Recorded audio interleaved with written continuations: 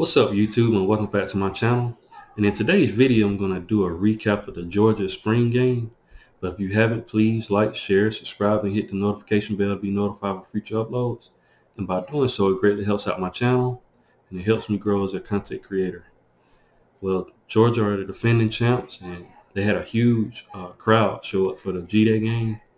A couple of players showed off their rings, and it seemed like everybody was having a good time, guys. And I want to just give a few things that I saw in the game and what stood out to me. And one of the things that stood out is the tight ends, guys. Georgia is loaded at the tight end position, guys. And mind you, Brock Bowers didn't play, nor did Darnell Washington. So other tight ends had to step up. And the first tight end I'm going to talk about is Eric Gilbert. We all know he came from LSU, and he's a beast of a player, guys. He's 6'5", 240 pounds. And he had 3 catches for 49 yards and had 2 touchdowns, guys. This guy's a nightmare, guys, matchup nightmare. And if Georgia uses him more often, he's going to be a problem for SEC defenses and whoever goes against him, guys. Another guy is Oscar Delp. He's another guy, 6'5". He's 225 pounds.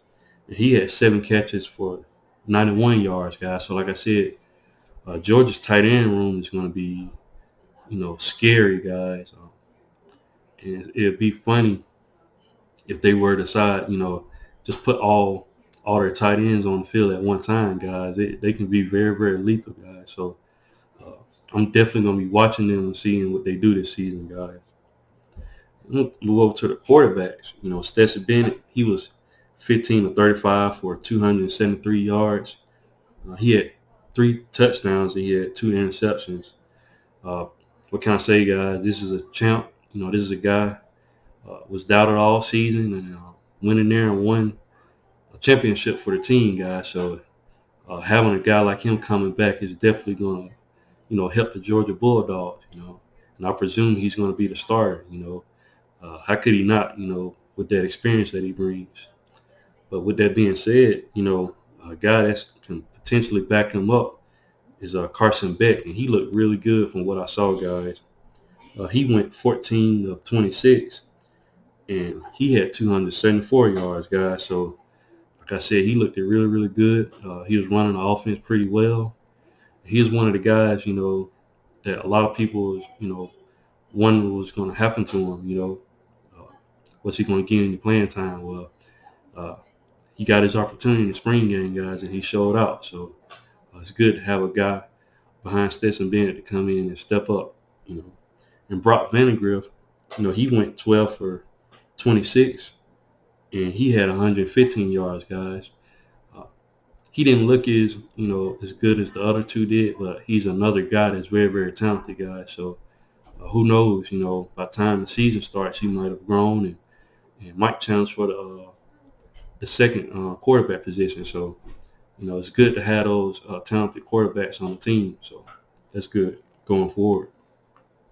Now, wide receiver, Aryan Smith, he caught a 60-yard pass from Carson Beck. So like I said, Carson Beck looked pretty good. And Aryan Smith looked like he's going to be a guy that's going to be probably the leading receiver, guys. He looked really, really good out there. Also, they had Jackson Meeks, and he caught a 37-yard pass also from Beck. So like I said, another guy that looked pretty good. And Blaylock, he had a couple of plays that he shined in, guys. So like I said, the wide receivers are stepping up for Georgia. And them, combined with the tight ends, Georgia can be very, very lethal, guys. And we all know Georgia also runs the ball pretty well. So, Georgia's offense looks like it's going to be, able to take off even better than they did last season. So that's good news going forward, guys. And speaking at the running backs, they had Dejon Edwards.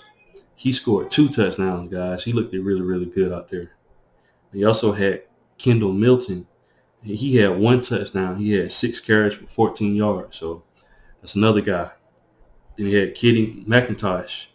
He had 6 carries for 25 yards. So like I said, guys, Georgia's bread and butter is running that ball and playing good defense, guys. And but now, the offense looks like it's going to potentially open up this upcoming season, guys, with the passing game. So Georgia's looking very, very lethal, guys. So that's good to look forward to. In the defense, they lost a lot of players to the draft, guys. You know, and the defense as a whole still look pretty good, guys. They got a lot of guys coming back, so the rush defense was great. And it still look like they're going to be a top defense, guys. Talk about the D-line. They have Jalen Carter, Zion Logue, Nazir Stackhouse, Terry and Ingram Dawkins. He's going to be a guy to look out for, guys. He looked pretty good out there. And they have Warren Brinson as well.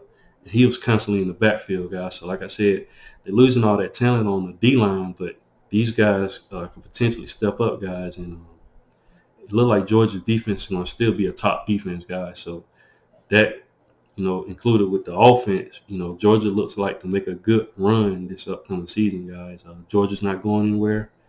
They recruit just as good as everybody, guys. So Georgia look like they're going to be a tough team to beat coming up in the 2022 season. But what are your thoughts? Leave your comments in the comment section.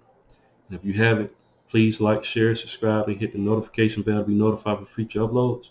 And I'll definitely be back with more college football content. Thanks, guys, and roll tide.